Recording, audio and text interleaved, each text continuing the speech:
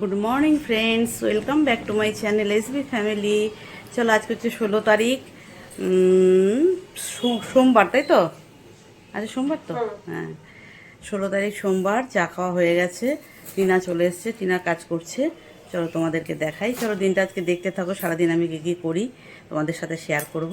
তো চলো back camera করি আর দেখাই। হ্যাঁ, দেখো ফ্রেন্ডস, আমি নিয়ে চলে এসেছি টিনাকে ছাদে।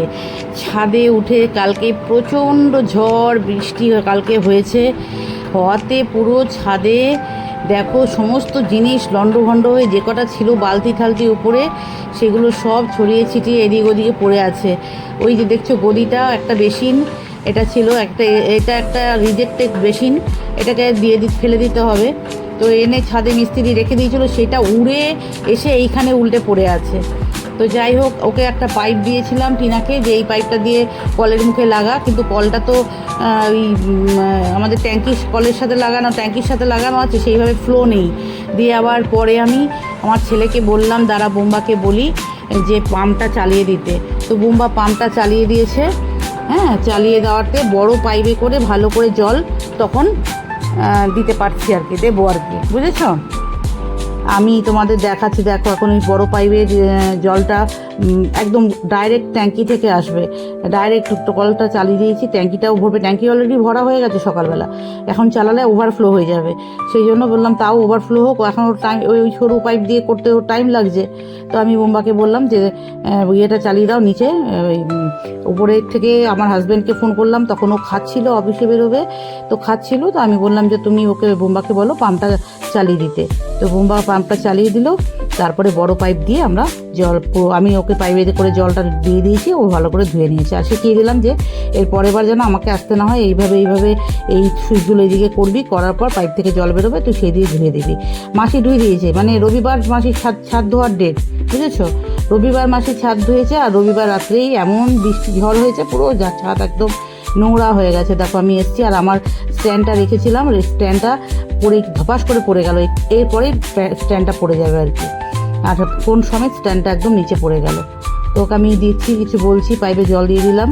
আচ্ছা চল, তারপরে নিচে চলে এলাম। হাজব্যান্ড খাচ্ছিল বলে এই রুমটাও করতে পারিনি তখন। আমি বললাম তোর কাকু যখন খাচ্ছে এখন, তুই চল ওপরে ছাদের কাজটা করবি, চল।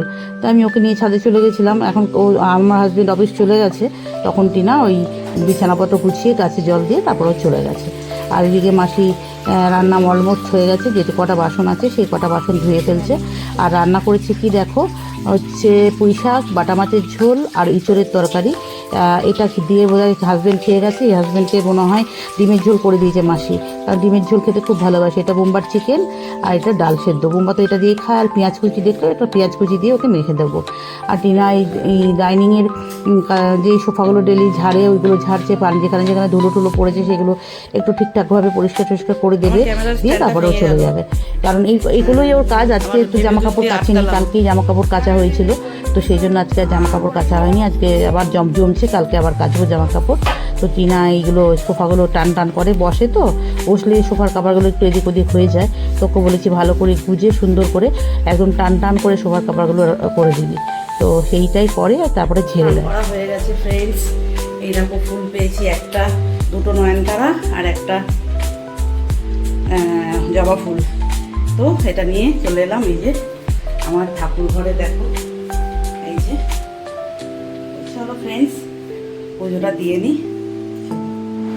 দেখো ফ্রেন্ডস, বোম্বা এখন লাঞ্চ করতে বসেছে। এই যে বোম্বা লাঞ্চ করছে, আর আমার জন্যে এই পেঁপে কাটা কেটে রেখেছে মাসি, এই পেঁপেটা খাবো। স্যালাড কেটে রেখেছে, স্যালাডটা খাবো। এই যে এটা আম, আচ্ছা এই স্যালাডটা হচ্ছে এইখানে আছে। এই যে এই দুটো খেয়ে নেবো, দুপুরে আমার লাঞ্চ হয়ে যাবে। কারণ আমি 11টা সাড়ে 11টা নাগাদ করি, লাঞ্চ করে নিই, তারপরে আর খাই না। তারপরে একদম দুপুরে খাই, দুপুরে এই স্যালাড আর এই ফল খেয়ে নিই।